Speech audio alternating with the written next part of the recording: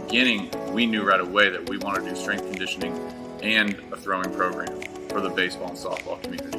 It wasn't something we were trying to back into or all of a sudden learn. We knew we were really good at coaching these skills from the get-go, and the fact that we're in the same business and the employees are all on the same page, we can write a program based off of what a kid needs, not just getting him stronger or faster from a general sense. It's what does this kid need? On the pitching end, we can say, hey, this kid needs such and such. He needs to do this or that better. A lot of times it turns out it's not something that needs to be fixed in the baseball cage or on the throwing mound. It actually needs to be fixed in the weight room.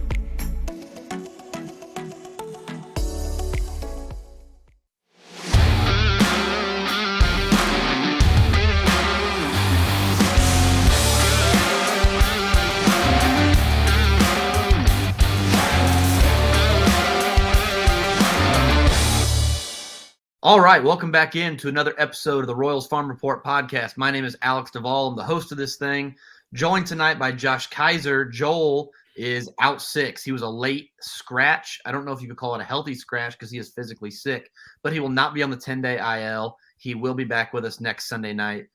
So, Josh, just me and you tonight. How are we doing? The Royals got the brakes beat off of them today. Banner day for the 2018 pitching class. We'll get to that in a minute, but how are you doing tonight? I'm doing great. I've got to engorge myself on both minor league and major league baseball the last 6 or 7 days, so I am absolutely pumped, and I'm a little bit riding a baseball high. But other than that, I'm keeping it all together. I almost deleted the Twitter account the other day when Patrick Mahomes retweeted us. Yep. How about that? This is the peak. There's nowhere else for us to go. There's nothing left for us to do. What else are we like? What else do we have to do? Do we have to get? I mean, like the next person, like the only other person, like above him would be like Michael Jordan, Obama. Like, I mean, there's only a few people like left to go. Yeah. Like I don't know what there is left for us to do on this earth. I think we have fulfilled our duty. Not even like a George Brett endorsement would hit that, I don't think. And I think the next one is to actually get like an interaction with him, to get like a comment or some kind of a bump from him outside of just a retweet. Give us a quote tweet, Patrick. Just do it. It's going to be great. Patrick has a standing invitation on this podcast. I DM'd him years ago, like maybe 2 years ago during his rookie season. I don't remember what. I DM'd him. I said, you have a standing ovation on the Royals Farm Report podcast. And I don't know that he ever saw it. I still have it. I go check to see if he ever read it. He has not. He's never read it. But Patrick, if you're listening, open invitation. I will clear whatever I'm doing to fit. I will take a day off of work. You tell me when you're coming on, and we will make it happen. I will take days off of work for Josh. And Josh will sit in with me, and I will call his employer. Be like, Josh isn't working today. We're interviewing Patrick Mahomes. So Pat, open invitation to the RFR podcast. You just let me know. We will make it happen. Josh, the opening day game for the Royals was one of the most epic. I was sitting on the couch. I'd just gotten home. I think we had practice that day. So I get home. I sit down. It's like the 6th or 7th inning. I had seen most of the game just on my phone because we had to practice inside. We had a bunch of things going on. So it was kind of a half practice. So I kind of had on my phone. I was just kind of like peeking over and then like throwing soft toss over here and whatever else. So I saw it when I got home. I finally sat down, got to watch some baseball. And in the 8th inning, Bobby Witt Jr. came up, and I looked over at my wife, and I was like, he's going to walk it off. Not walk it off, I'm sorry. But he's going to put them in the lead. Like, he's going to deliver right here. And then he does for his first big league hit. I mean, you could not have scripted opening day any better for the Phenom. What was your reaction, not just to that moment, but what did you think about opening day as a spectacle? Did you go to the game? Nope, I was keeping an eye on it. I had a 3:00 game, so I still had a little bit of work to do. So I kind of had my eye on it, but being able to rewatch it and stuff afterwards was kind of where I went. But yeah, magical in every way. Everybody kept saying storybook ending. It could have been a home run. That's all I got to say about that. But the double will do just fine. And him being like the one to do it, I was watching it when my family came home, and they walked right into his second at bat, and I was like, "That's Bobby Witt Jr. right there." And I was talking. My daughter was sitting there with me. She's like, "Who's that?" I was like, that's the future, babe. That's the future. And we sat there and watched this second. I was like, it'd be great if he goes out and does something huge in this day, but alas, it didn't happen until the third plate appearance, which I was in the car for. I needed a beer, so I went and got beer, and it happened while I was doing that. So didn't get to watch it until I came back, and it was just incredible. The whole shebang. Greinke dealt. Witt Jr. was the guy to do it in the end, and it just kind of very much storybook. So opening day was a success. Second game, very much a success as well. Third game, wiped all of that goodwill, all of that momentum away. That it was 100% a throwaway game type of thing, but it just smelled a little differently than just a typical throwaway game. Let's go back to Saturday really quick. We can talk about today. Saturday, Bobby Witt Jr. making that play. Does any other third baseman in the organization make that play? Not in the org, no. I mean, I love Rivera's arm. I don't think Dozier even fields that cleanly. No, Dozier doesn't get to it. Rivera doesn't get to it and make the throw. Mondesi probably airmails it. I think he's the closest. I don't think he makes that play. So you're talking about he saved the game. And then that play by Salvi at the plate was also just incredible. Yes. A wonderful play by Salvi at the plate. But the fact that the kid, the phenom, they bring him up on opening day, and he rewards them by immediately contributing 2 major pieces to their first 2 wins. Storybook, it was incredible. And then, okay, so we can talk about Sunday if you want. They could have lost 9-2, 10-2, 8-2, and we would have been like sitting here going, you know what? Okay, like 2 out of 3. But the fact that Bubic and Singer and Kowar all got hammered, like they just, if one of them gets hammered, whatever. If 2 of them get hammered, all 3 of them got absolutely torched. Why convince me right now? Your job is to convince me why I should believe that they are the 3 that are going to get it done this year, that Cal Eldred is the man to lead them there, that you name it. You convince me why I should be optimistic about anything those 3 are going to do for the rest of the year, because it was the same crap. Bubic couldn't locate the strike zone. Kowar couldn't get his fastball over the plate without it getting hammered. And Singer was just a smorgasbord of awful. So you tell me why I should expect anything to be different, because on opening day, their opening day, it was the same. It was the same shit as last year. It was the same bullshit we've been going through with these guys. And it's not like it's that bad. They've had spurts of magnificence, right? But the issues they're having, they're not fixed. It is the same issues. It would be different if Kowar's fastball changeup were there and we're sitting here going, you know what? He fixed the fastball and now the slider's just not there. Or if Singer or if Bubic had fixed a couple things. It's the same crap. So you tell me why I should be optimistic. I think the only saving grace is the fact that they're, at least in the Kowar's camp, still not much major league experience. You can't really say that about Bubic anymore. You definitely can't say that about Singer anymore. So I don't know what the case is outside of they're just still trying to figure it out type of thing. I don't know. I can't do it. It's very weird that everybody was so on board with these 4 pitchers in particular. And granted, like I said, Kowar, Lynch still getting their feet wet. You can still tell me they're trying to cut their teeth. But the Bubic and Singer scenarios are alarming, very concerning that they haven't seemingly progressed. One start, it is what it is type of thing. I don't know. I can't really tell you. I'm a little bit more upset with the handling of these guys. I was mentioning this to you guys in the chat. Like Bubic walks Miles Straw in 6 pitches. That's not necessarily he's not locating not well or whatever it is, but it was 6 pitches, so it wasn't at bat, a quality at bat. And then there was a mound visit. I don't get that. I didn't watch today's game, so I didn't get to look at what the scenario was, but it was just a weird one batter. It was a walk. It was a 6 pitch at bat, and you still need to go check on him. I don't get that. And then they pulled him after 29 pitches or something like that. And then they bring in Kowar and Singer. Singer goes 60 pitches. Kowar goes 73 or something like that. Why did Bubic get pulled? And the broadcast apparently said it was his single inning pitch count was up. But then you go get Kowar and Singer both get shelled, and you just let them in there, try to figure it out type of thing. I would like to know why that was these guys are being treated the way they're being treated. I think the one knock on Mike Matheny that we actually heard from the locker room, and I can't remember if it was on 610. I can't remember where this came from, but I'm sure you'll know what I'm talking about when I say it.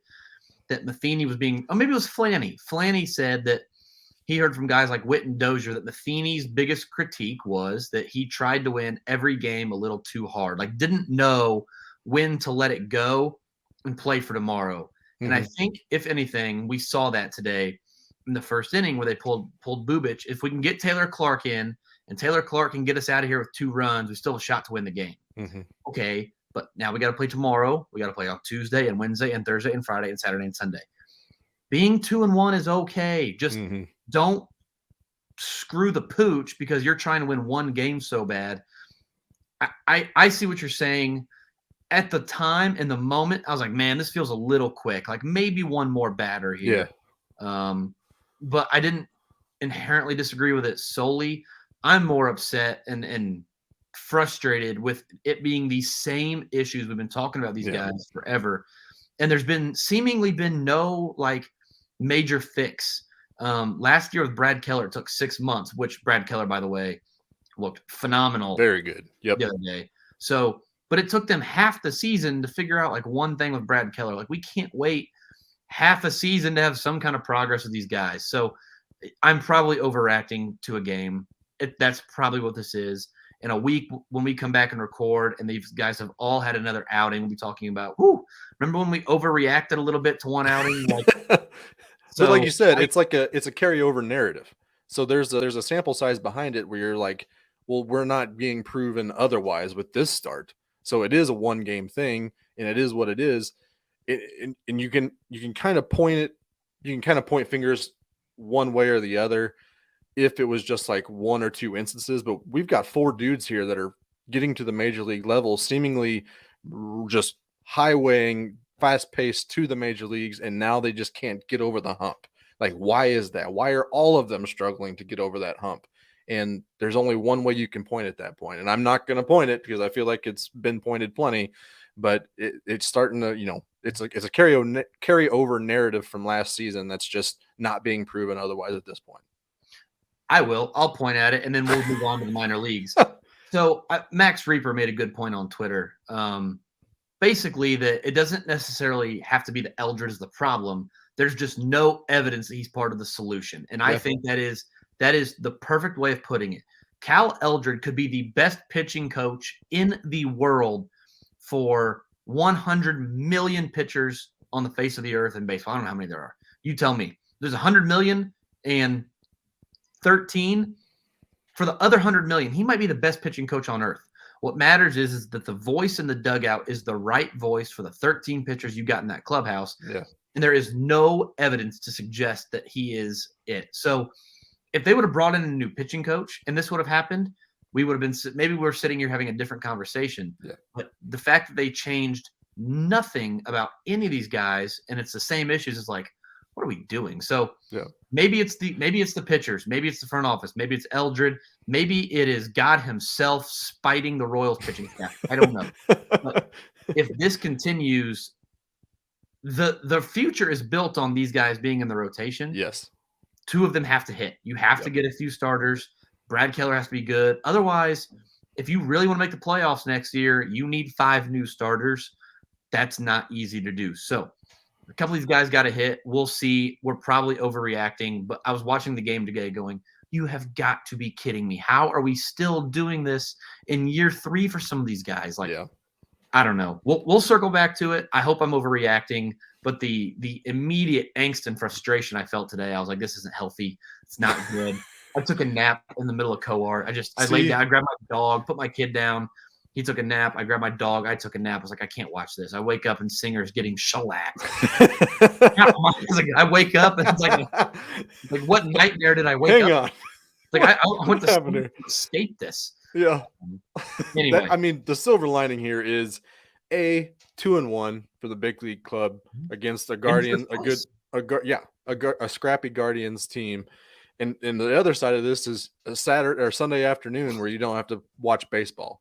So we've got 159 more of these bad boys. Let's not get exhausted on the first series. It was still a 2 out of 3 series, and I'll take that every series of the year. They play again tomorrow. Irregardlessly. Let's talk about the world of baseball for a few minutes. Noah Syndergaard is back. He is healthy. That was a weird outing for him, a very Carlos Hernandez outing of him. Part of me thinks that he is actually on to something. We could talk about this down the road. Noah Syndergaard looked awesome. Ronald Acuna Jr. not quite back yet. Fernando Tatis Jr. not quite back yet. But Juan Soto hit a mammoth home run. Mike Trout hit a home run. I mean, the stars were stars. The National City Connect uniforms are just gorgeous. Mm-hmm. Astros released theirs today. I think they're fine. I would give that about a 6 out of 10. Yeah, not bad, not maybe. great. The Nationals were an absolute 10 out of 10. Slam dunk. I cannot wait to see what they do. Somebody on Twitter suggested maybe the Royals City Connect is like in the Kansas City Kings colors, like that red and blue. Oh yeah. Do a Monarchs tribute within the red and the blue. I was like, I'm down. Like a powder blue with the red and a fountain, and maybe somehow a tribute to the Monarchs. I don't know what that looks like. Maybe the hat is like I see in the background. You got the red and the white one, right? So maybe the hat is a stripe down the middle with the dividers, and then the KC, and then they, I don't know how they do that with the fountain on there somewhere. I think the stripe is a fountain. You go boom, boom. It's not a great angle to see on the TV, but the fountain's going to get incorporated at least on the uniform somewhere. Maybe you have a pig. Like, have you ever seen Smokehouse Barbecue? The pig they have is their logo. Yeah. Like it's like some kind of barbecue. Like the pig is clearly supposed to be eaten at some point, swimming in a fountain. Do pigs swim? I feel like that's too cartoony, and if I'll be a little upset, but also I'm going to cop that jersey if that's the case. But it seems like that's a bit cartoony, a little caricature of the representation of the city. There's a red and blue Monarchs jersey already, right? Currently being used. I thought that was out there. Yeah, but I'm all for that idea. That's gorgeous. Maybe they're gold. Idea. Who knows? Like the color of your hat. Who knows? Yep. I like it. Anything else world of baseball wise you want to get to before we hit minor league minute? I believe I saw Vladito hit one as well. Oh my God. He and Ohtani both 118, 119. Sheesh. I mean, the state of baseball as far as young superstars is just crazy right now. I do not remember the quantity of this many quality superstars in the league at this moment. So people that are saying like irreparable damage to the lockout and this is a travesty and the game's never going to be, it's fine. I think we're going to be fine. They're in good hands. It's in phenomenal hands. Really quick, before we hit the minor league minute, I want to send a big shout out to Kansas City Strength and Conditioning, KCSC out at Home Field in Olathe. Big thank you for picking up the show this year, our title sponsor. Scott Barlow trained at KCSC this past off season. There is a number of high-level high school baseball players who train out there, big-time D1 commits, guys who are going to be drafted. If you have a son or a daughter looking for baseball help, I coach high school baseball. There aren't two places in Kansas City I would prefer you to send your kids than KCSC. And I don't say that because I don't just say that because they're paying for the show. I mean it. I have watched kids. There's a school in particular I watched the other day. Kids we saw last year who were 78 to 81 were pumping close to 90. And I was like, where on earth did they get these guys? And somebody mentioned they all go up to KCSC and train. I'm like, you've got to be kidding me. And now in my business, my work world, I didn't mention, hey, they sponsor our podcast. But I was sure thinking it but anyway, if you've got a kid who needs help throwing harder, learning how to pitch, learning how to hit, by the way, too, go out to KCSC, Kansas City Strength and Conditioning. They're the best around. Also, thanks to KCSN for picking us up this year. Thrilled to be a part of the Kansas City Sports Network. So let's get into the minor league minute. The minor league minute today, this year, brought to you by Drum Farm. I know they're going to play a little bumper. You get to see some pictures of the campus and whatever. Drum Farm, a foster home facility out here in Lee Summit, off Lee Summit Road. Several houses for foster care families to come and live on campus. Really cool facilities out there. But the cool thing, I think, in my opinion, the coolest thing they have is the Compass program, which is for kids who have aged out of the foster care system. If you're not familiar, foster care system has a lot of great benefits for kids up to the age of 18. And then unfortunately, our country kind of dumps these kids out into the real world with no help, right? And so the Compass program at Drum Farm is like a dorm room of sorts for kids who have aged out of the foster care system to come back, get help while they're working, while they're going to school, et cetera, et cetera. Really, really cool out there. Thank you to Drum Farm for picking up the minor league minute for the 2022 season.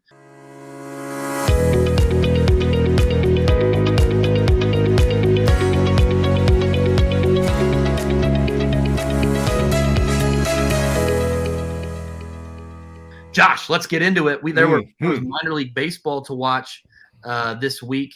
Let's start down in Low A with the Columbia Fireflies. They did pick up a win on opening day. Eric Pena hit a ball about 400 feet into right center, an absolute bomb from the Royals' young phenom, and then they lost their last two to Augusta. I could not care less if they win another game all year. That hit from Eric Pena on opening day after he struggled in Arizona, all the questions surrounding him. He comes in, hits that walk-off home run. If he goes on to have a great season, we will look back at that moment as the confidence builder he needed to have a great season because it was phenomenal. Oh yeah, and it was smoked, like you said. It was an absolute. I had 4 screens going. You may have seen it on Twitter. I had 4 screens going, and I just happened to glance at that the moment it struck. I was like, oh, holy crap, that keeps going. It was a pleasant surprise to see that walk off. 2 outs in the bottom of the 9th, clutch city for Eric Pena, and we've talked about him multiple times being like. I know I was personally pumped to get to see him regularly on TV this year, being down there in Columbia. But I was just pumped to see his, the joy, being able to make a splash this early into the season, and then kind of watch the next 2 games get dropped. But it's like you said, that is kind of the opposite effect of like the Royals winning the first 2 and then getting absolutely kicked on Sunday is kind of the same way. The opposite effect is that walk-off was so huge, it didn't really matter what happened in the next game, even though they did give us 17 runs yesterday. But it was one of those things that kind of the momentum started going, and I'm ready to kind of make sure I keep an eye on this Columbia Firefly team. Looking down at some of the highlights from the weekend, the pitching staff had a rough weekend, gave up 8 runs, 17 and 7. So we will continue to keep an eye on that pitching staff in Columbia because Ben Kudrna, Frank Mazzucato, Shane Panzini figure to be into the equation at some point. Not really sure when their timeline is coming out of Arizona. Totally understand why the Royals are holding them back. Not sure when they'll be there. That would be a huge boost for that pitching staff that really struggled this weekend. But on offense, Carter Jensen hit 250, only struck out twice in 3 games. So whatever concerns you had about Carter Jensen, maybe with the strikeouts coming with the power, seemed to be in good hands. He did hit a double. It was an absolute rocket on opening day. It was a hanging curveball that he hit. Did I see something like maybe 109 miles an hour? I think I saw that too. Okay, so I'm not making that up. It was like 109 miles an hour off the bat, hit the base of the wall out there in center field. Absolute missile, showcasing his raw power. Eric Pena had a decent weekend. Did struggle a little bit with the strikeouts. He struck out I got it right here, 8 times in 3 games. So the swing and miss is definitely there. He's definitely got some things to work through, but he showcased the power. He showcased really what is, I think, an average hit tool. I really think a lot of his problems right now are disciplinary, just knowing his approach, staying in his approach, laying off the right pitches. We talk about this with hit tool all the time. There's a difference between swinging and missing at fastballs down the middle and chasing bad pitches, right? So Eric Pena's ability to put the bat on balls in the zone is okay. His discipline has got to improve, but he showcased all kinds of tools, looked great in center field. Not too worried about him moving forward. Who else had there's one more guy I wanted to point out. Darrell Collins had a pretty great. He got 3 doubles so far and 5 hits, 1 run, struck out 3 times to 1 walk with a stolen base. So I think he's picking up right where he left off, hitting 445, but he's 1227 OPS right now. Yeah, all 3 doubles to the opposite field, by the way. So showing off some good opposite field power. One of them got to the warning track. A couple others were just kind of slashed down the left field line. He's a guy right now. He's got 2 walks, 2 strikeouts, or is it 1 walk, 3 strikeouts? That's it. Yep. 1 walk, 3 strikeouts. So we saw his strikeout to walk ratio be really close to 1-to-1 all year last year. We'll see how that develops. A great eye at the plate, great hit tool, really good developing power, and looked better in left field from what I saw this weekend. So we'll see how that continues. Did you see the play where Wilman Candelario tagged up from second base on a ball to center field? I saw you tweet it, but I didn't get to see the actual play. That's great. That's like Byron Buxton stuff. And to be fair, he was probably out, but the catcher dropped the ball. He was safe. Wilman Candelario, kind of a highly touted shortstop out of the Dominican Republic. Really, really athletic play this weekend. Let's move on to High A. The Quad Cities River Bandits had themselves a week, took the series from the South Bend Cubs, 2-1. The pitching staff was dynamite. The offense did just enough in 2 of those 3 games. I think this team could be a little bit underrated in terms of teams that we watch this year. Peyton Wilson, who actually, now that I think about it, did Peyton Wilson even play this weekend? I don't remember seeing him. I don't remember seeing him either, but I felt like he did, and maybe on opening day. But regardless, Peyton Wilson is down there in Quad Cities whenever he does come around and play. Second base prospect out of Alabama, 2nd-round pick last year. Cale Emshoff hit his first home run of the season. Did anybody else hit a home run? I don't think anybody else hit a home run. It was freezing down there in South Bend in Indiana this weekend. Luca Tresh hitting over 500 at the moment. He is absolutely seeing beach balls at the plate right now. I don't know that he's got just 1 extra base hit, but the bat to ball skills that really the carrying power from the draft was the raw power. But bat to ball we've seen early on in High A. Tyler Tolbert stole a couple of bases. He looks pretty good. Any thoughts on the High A offense? I mean, that was kind of the High A was probably the one group that I was like, I mean, that could be okay, but they don't really have the pop that the other ones kind of had. Tyler Gentry's my guy, and I love him. He's had a pretty solid start as well with the 15-11. Yep. But yeah, that was the kind of the group that I was like, okay, this could be good, but it's probably out of the 4, the one that probably has the least upside, and they're the ones like producing potentially the most out of all of them. So all that adds up, all that tracks that I have no idea what I'm talking about. But the fact that, they're off to a 2-1 start with some solid, offensive performances is very encouraging for sure. On the mound, Noah Murdoch had a great start, 4 innings, 4 strikeouts the other day, just a couple of runs. Tyson Guerrero was brilliant today. Only gave up 1 run, I believe. Maybe he didn't give up any runs. Yep. 1 run, none earned. No walks in 4 2/3, and then Adrian Alcantara behind him, 4 1/3, 8 strikeouts. Yeah, how about that? I drafted in our RFR league. A guy I was really excited to watch. When I wrote on opening day, is he is one of the 4 prospects I am most excited to watch this year. Partially because of what it will say about the Royals pitching development. Partially because he's a really interesting profile. Fastball 91, 94. Has all kinds of movement to it. His splitter's filthy. His curveball's filthy. The slider's filthy. He's got some of the best off-speed stuff in the system. And, I don't know how the fastball develops. The command today was brilliant. It's not always outstanding, but he was unhittable. I posted a video on Twitter. Feel free to go take a look at it of Adrian Alcantara today. He was brilliant, and I'm really excited to see how that carries over for him. He got the win today, too. So I was looking at our RFR league, Josh. I think I'm the only guy who got a win because I'm the only guy who picked a reliever who was in position to get a win. None of the starters made it 5 innings this weekend, so I did get a win. I think we're only playing that for a point, but hey, it's 1 more point than anybody else got in their win columns this weekend. And I needed it because my offense kind of laid an egg. So, and I think that's where my team's the exact opposite. I'm going to get carried by that offense, and I got a lot of low ceiling, high floor type pitchers that kind of keep me in it. So we'll see how that goes. But yeah, Adrian Alcantara, absolute nails today. The fact that between him and Guerrero both pitched a complete game, 13 strikeouts to 1 walk, only allowed 6 hits between the two of them. If they can keep, I mean, we thought Double A was going to be doing stuff like that, but to see this from High A, as well as offenses putting up runs, that's going to be tough to beat if they're able to maintain that.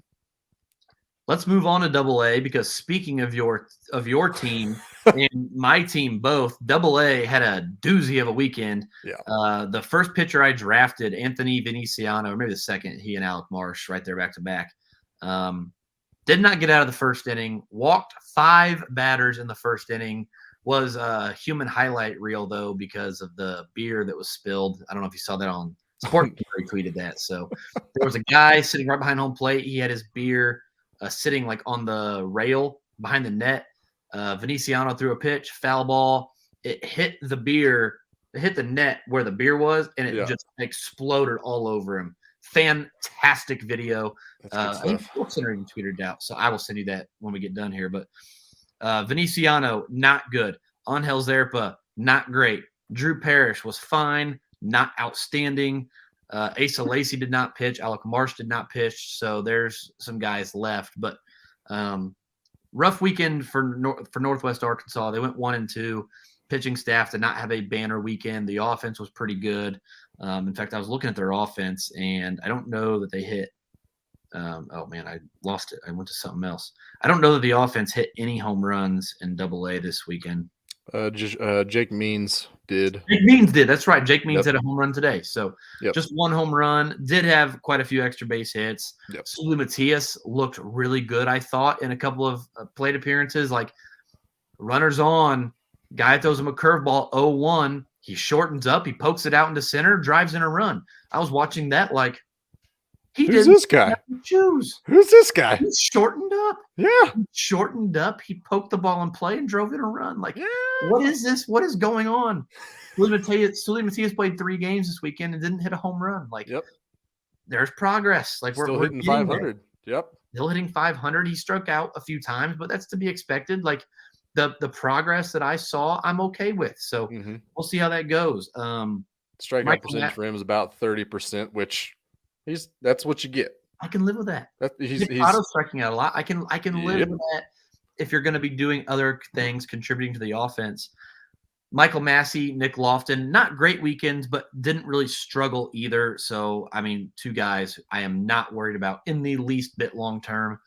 That jump from High A to Double A is kind of infamously the most difficult jump to make in all of minor league baseball. So, not a great weekend for the Double A team. However, they host Wichita this weekend, and I think they will have a couple of matchup advantages.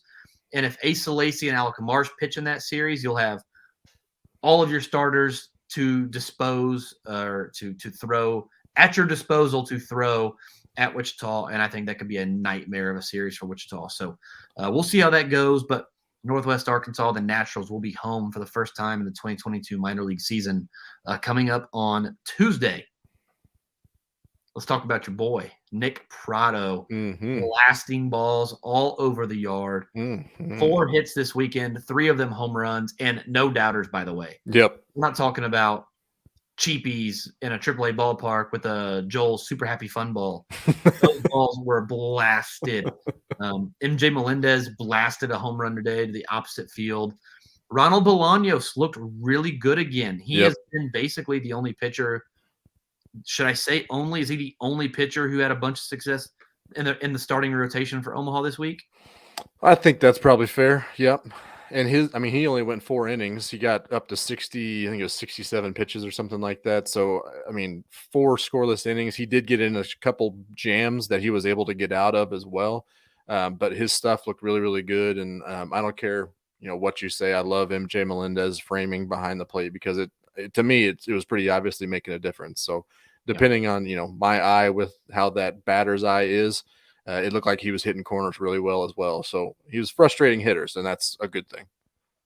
Yeah, he wasn't the only one. John Heasley had a really good outing. Short outing, only 3 innings, but he looked good. 4 strikeouts, 1 run, 1 walk in his 3 innings of work. Austin Cox was brilliant for the first 4 innings of his outing.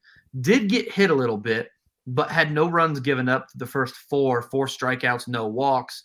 They ran him out there for the 5th. He did not record an out, gave up 4 runs in the 5th, or maybe it was 3 runs, 1 earlier. But regardless, he was really good for the first 4. Didn't make it through the 5th.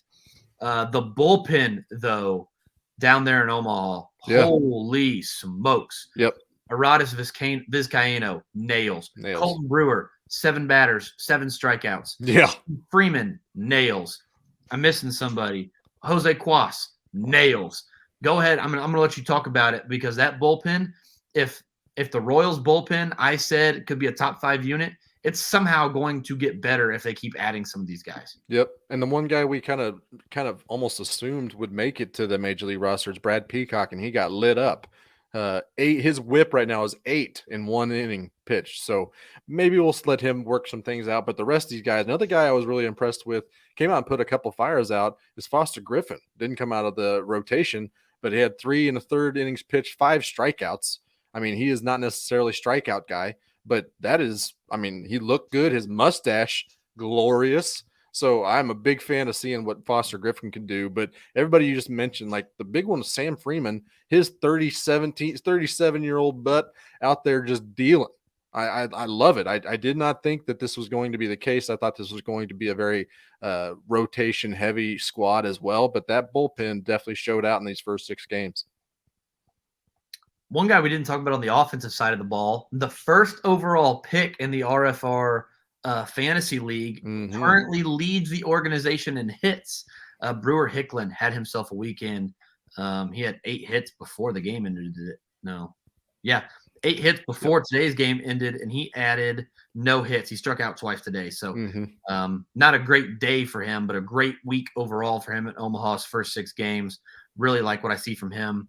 I think he got – Jared wrote a great piece on Brewer Hicklin at the site, something about finding light in the darkness, right? And it was about Brewer Hicklin's on and off the field struggles to begin AA last year. And once he talked to a former coach and a friend of his, took off in the second half. And he's a guy we talked about a lot. 2018 Lexington championship, 2019 Wilmington championship, 2021 AA championship. Now he's at Omaha. I've picked him to win the International League. Omaha got off to a 2-4 start, so we'll kind of see how that shakes out for them long term. But Brewer Hicklin was nails this week. I think there's a big league future for him. I don't know what his role is. Maybe hitting against lefties off the bench and in a utility role, sort of a platoon role in the outfield. Yeah, he can fill in at all 3 spots. I don't know what his role is, but I think there's a spot for him in the big leagues. But he looked fantastic early on. Really, A, I'm happy for him, but B, I'm glad to see him having some success. And we always knew that there was going to be contact issues. I mean, that was kind of his MO. He was super athletic, very fast, very good in the field, got a lot of pop, but he's going to have some contact issues. And that's most definitely was put on display in these first 6 games with 8 strikeouts and 1 walk. He does generally in the past have a better walk rate than that. So I do believe that that'll kind of come back, as well as his average is probably going to come back, and the mean will probably, eventually come water finds its level type of thing. But I mean, 867 OPS, you'll 100% take that from a guy like that. And I mean, we've talked about it multiple times that he's just a winner. Everywhere he goes, they win ships. So if he needs to be just a catalyst in the dugout, in the minor or in the major league, just in the dugout being the lucky charm, I'm into it. I love him. I'm going to root for him until the day he dies. So I'm into that. But kind of speaking along, we've talked about Prado. We've talked about Hicklin's contact issues. There was plenty of people on social media and in my chat groups that are like, I don't understand why Carlos Santana's getting at bats, Hunter Dozier's getting at bats, Ryan O'Hearn's getting at bats when Nick Prado was tearing the cover off the ball. Yes, he hit 3 monster jacks, and they were timely. 7 ribs, not something to scoff at. He struck out 10 times in these first 6 games. His K percentage is like 48% right now. His average is just 167. So that's a step lower than the guys you're currently complaining about. So pump the brakes. Everybody's excited about everybody in the system right now, especially Nick Prado, but there is a reason why he's still in Omaha. So just pump the brakes on that. Yeah, the strikeouts, and part of Nick Prado's problem is, and I don't say this lightly that it's a problem, but when you have a hit tool like his, where it's fine, not great, and you take a lot of pitches, as disciplined as he is, he's gonna strike out a lot. Yep. If there's one critique I can make of Prado, is I would probably swing more. Give yourself more chances to do more damage. Yeah. Because you're not always he doesn't have Nicky Lopez's hands to just shorten up with 2 strikes, throw the ball in play, and give himself a chance. Mm-hmm. I saw him he took a fastball kind of right down Broadway in his first at bat today. It's like, I get it. He's patient, and he walks a ton. Like, for all his strikeouts, he walks a ton. He's going to hit for a lot of power. Swing a little more. Go ahead and be a little more aggressive. Let that power play make guys pitch around you instead of knowing they can work ahead of you because you are a little bit more passive. So that's part of who he is. I don't expect him to change anything, but it also opens up to get dicked by some borderline calls, and he definitely he collected a few of those calls these first 6 games. So yeah, that's yeah. So that's the thing with moving to the big leagues too, is better umpires play well for guys like Prado. So like you said, strikeout rate is like 40% right now. That is a lot. 10 strikeouts in 6 games is a lot, but the power, the walks, there's adjustments he'll make, and he needs time in AAA to make them. So I agree with you 100%. He will be up soon enough. Just pump the brakes just a little bit. Yep. That's all I've got for this week. There's one guy I want to go back. I totally forgot to talk about him. Michael Garcia. Oh, I was not letting him go. Okay, I'm glad we're on the same page. He looked fantastic in Northwest Arkansas this weekend. Yep. Made his AA debut. 5 walks in 3 games, 1 strikeout. He also stole a base and hit a double. I've been trying to pump people up on Michael Garcia. Said he's a fringe top 100 prospect. He's going to be a top 10 prospect in the system, that people would be paying way more attention to him if it wasn't for Bobby Witt Jr. But Michael Garcia had himself a weekend. Looked great in the 6-hole there, playing shortstop for the Naturals. Love that kid. Love what he brings to the table.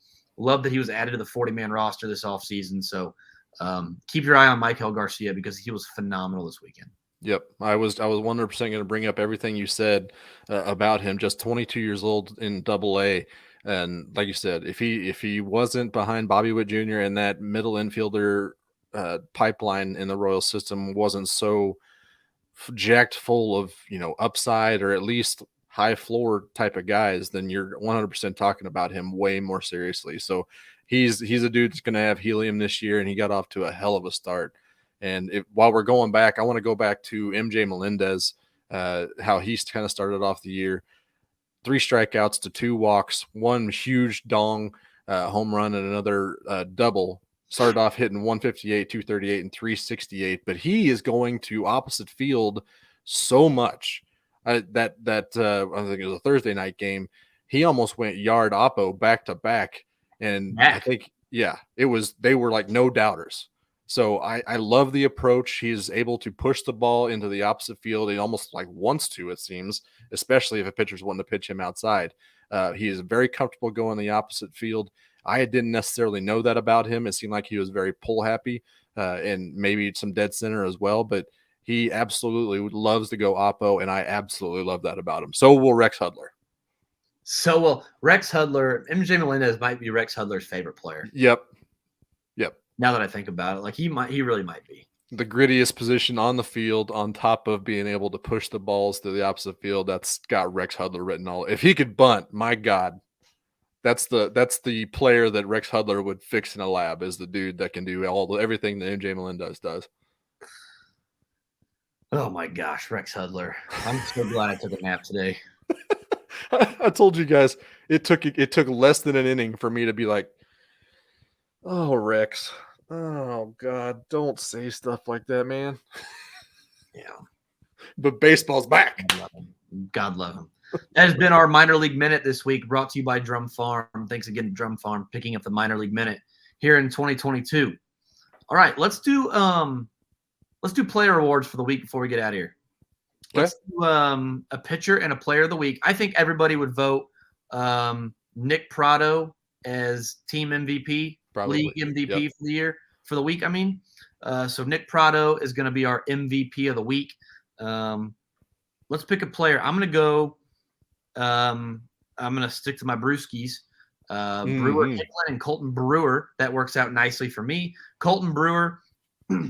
Excuse me. I posted videos of both of his outings on Twitter. You can go find him at Royals Farm. 7 batters, 7 strikeouts in dominating fashion. And he did it in 2 different ways over the nights. His first outing, hammering guys with his breaking ball. Guys couldn't touch it. Second outing, blowing fastballs by guys at like 93, 95. It looks like maybe it cuts. Like, I don't know if he's throwing a cutter, but it looks like it has some cut action to it. Guys aren't even close. I don't know if they were sitting on the curveball or what, but they weren't close. He threw a nasty changeup in there, so he did it differently. So we've seen now 2 different outings for Colton Brewer, 2 dominant fashions, and doing it in 2 separate ways. So really excited from what I've seen to him. We talked about Brewer Hicklin already. Brewer Hicklin, 8 hits, 2 stolen bases, a walk, a couple doubles, a bunch of RBI. I mean, couldn't have scripted a better beginning to his career in Omaha at AAA level. So really happy for Brewer Hicklin. But those are my players and pitcher of the week. I got Brewer Hicklin and Colton Brewer keeping my fanfare for beer together here. Yep. Very on brand. We talked about both of mine. Michael Garcia is my guy, my hitter. I think he can make a running for MVP and for this week. I think he was just absolutely nails that plate. And I mean, not necessarily carrying that offense because everybody in that, AA lineup is really good, but him, just what he did this week was just huge. And then the other guy is Ronald Bolanos. If there was, we talked about the starting rotation, everybody seemed to struggle this weekend except for Bolanos, and who knows where he would have been if he got a little bit more stretched out over 66 pitches. But I really liked what I saw from him working those corners and lighting dudes up. So I do think that Bolanos will be my pitcher of the week. And I have one a new titular award to give, and that's the Hot Pants Award. And welcome back, Jimmy Govern. God bless you and your tight pants. I am very heterosexually into it. Very, very hats off to you, Jimmy Govern. I'm happy to see that those hot pants are back. Oh my God. He made some great plays at third base too. He did. Absolutely great He's plays. a guy I can't figure out. The Royals have a few guys like this, like Tucker Bradley not playing until today and then going off, or I think maybe not going off, 2 for 4. He had a good day. Yeah. Double down in the right field line, and they bat him 9th. I have no idea what their beef is with Tucker Bradley, because it was weird when he was playing in low A and high A, he always hit 9th if he played. And then when now he gets to double A, he sits 2 games in favor of guys who were playing for the Monarchs last year. And now he gets into the lineup today and he's batting 9th. So whatever. Shout out Tucker Bradley, professional hitter. Love Tucker Bradley. Joel sent in his Joel couldn't be with us tonight. He sent in his player and pitcher of the week. Player of the week, Eric Pena for the home run, the walk-off home run on opening day. And Jose Cuas, pitcher of the week, another reliever there in Omaha. So all 3 pitchers of the week came from that Omaha rotation, which I probably could have gone with Adrian Alcantara if I just had not picked Colton Brewer before Alcantara's outing today. But anyway, Vizcaino probably on that list as well. He was great. And I thought, Marcelo Martinez was good his first outing and really bad his second outing. So the first one I was like, okay, maybe, and then no, not so much. So we'll see. Really quick, Omaha returns home for the first time in the 2022 minor league season. They host the Louisville Bats at 6:35 p.m. Unfortunately, the best players on that team, Hunter Green and Nick Lodolo, are both in the big leagues. So you will not get to see Hunter Green or Nick Lodolo. The Reds still have a nice system. Go out, catch Nick Prado, MJ Melendez while they're there before they get that call to the show. Handing out magnets, by the way. Handing out magnets. Go get your magnets. Everybody has a refrigerator, right? So Gotta have, yeah. Okay. So on Tuesday, Northwest Arkansas returns home to host Wichita for a 6-game set. That game on Tuesday begins at 7:05 p.m. The Quad Cities River Bandits return home for the first time this year, hosting Cedar Rapids. That game will begin at 6:30 p.m. on Tuesday. And Columbia, coming off their first home series, hits the road. They are in Charleston Tuesday at 6:05 p.m. Central Time. So there you go. We will have, as we get a better idea of how the rotations will play out long term, we will let you guys know who will be starting and when. I can tell you that Angel Zerpa, Ronald Bolanos, Eric Sarantola, Adrian Alcantara, and Tyson Guerrero will not be starting those first games because they all started or threw a bunch in some capacity today. So check it out. If you don't have a minor league baseball TV account, MILB TV, make sure you get one. It's outstanding. $50 for the entire year. You can watch every minor league game all season for $50. The app is worthless. It sucks. But if you get on your computer and watch the games, it's outstanding. I highly recommend it. Get on minor league baseball TV. $50 for the year. Support good minor league baseball content. So that's most of what I got. Josh, any final thoughts on the night? I'm excited to see that the championship rematch there in AA between Wichita and Northwest Arkansas, especially with potentially those starting pitchers potentially lining up for that game. And it wouldn't surprise me one bit if that's kind of what they were planning on doing. Obviously, I'd rather see them just absolutely dominate some Cardinals just because that's the bias. But I'm excited to see another week of minor league baseball. I'm kind of just getting this ball rolling, and I'm pumped to see where we are next week. Yeah, I'm going to be watching that closely to see if we see Lacey and Marsh. Yep. I feel like, and I know it was only 3 games for most of these teams. I feel like there were a few other guys who I was like, hey, what gives? Why haven't we seen these guys yet? Yep. My final thought on the night is we were talking about on Twitter earlier about Kyle Isbell, and I mentioned that I hate seeing Isbell riding the bench. Like, either let him go play in Omaha or start him. I love Michael A. Taylor. Dude is fantastic. He's great. He's a Gold Glove winner for a reason. He's not going to be a major central part of this team's next window, and Kyle Isbell could be. Now, maybe they think they know exactly what they have in Isbell, that he's not going to be a piece, and maybe I'm just wrong about what Isbell is. But I think Isbell can be an everyday type of fourth outfielder, meaning he's revolving. He's maybe not the guy, but he's playing 4 or 5 days a week, or all 6-7 games a week. I just don't think he's a platoon bat. I don't think he's a bench bat that you bring in Ryan O'Hearn to pinch hit ahead of him, that you start Michael A. Taylor ahead of him every single game. Maybe I'm wrong. Maybe I'm dead wrong about what Kyle Isbell is. But I would rather watch Kyle Isbell start every day in Omaha and get some work in than not play. Like, you can't tell me you think he's done developing and that there's nothing left for him in Omaha. That's where I think Olivares is. I don't know what else left there is for Olivares. I think he's a platoon bat, a bench bat, which is great. Go be a bench bat. But you can't have both him and Isbell sitting all the time, 2 of your most dynamic options in the outfield. Like, I don't know. Especially when your offense is putting up 1.5 runs a game. Like, right. This is what we did last year. This is the same stuff. Right. The pitching is too volatile to be able to rely on that offense right now. And for all of Michael A. Taylor's worth, last year was an outlier for him defensively. He's always been good. He's never come close to putting up defensive numbers like he did last year. He's never come close to winning a Gold Glove before. He's never been anything close to that. So, like, I get it. He had a great year, and he's a great defender. He was still worth 1.9 FWAR. A center fielder just has to be about league average offensively, and they can be a below average defender and be more valuable than that. So if Kyle Isbell can tread water in both capacities, he would be way more valuable than Michael A. Taylor's best season by far, bar none. Michael A. Taylor's best season, about 2 wins. He's 31. So I get it. You love Michael A. Taylor. You think he should be starting. I don't even hate that. You want to start Michael A. Taylor? Fine. Send Kyle Isbell down to Omaha where he can hit. So that's my final thought of the night is quit sitting him on the bench. Let him go play somewhere. It was not fun to see. Was that Piccolo that was like, we feel good with his development, that we think that he can come off the bench every 3rd day, and produce and not lose develop. It was like, I don't like the sound of that whatsoever. As a member of the Kyle Isbell fan club, I didn't like that at all. No, and selfishly, again, I would just rather watch him play in Omaha. Like this big league club is going to do what it's going to do.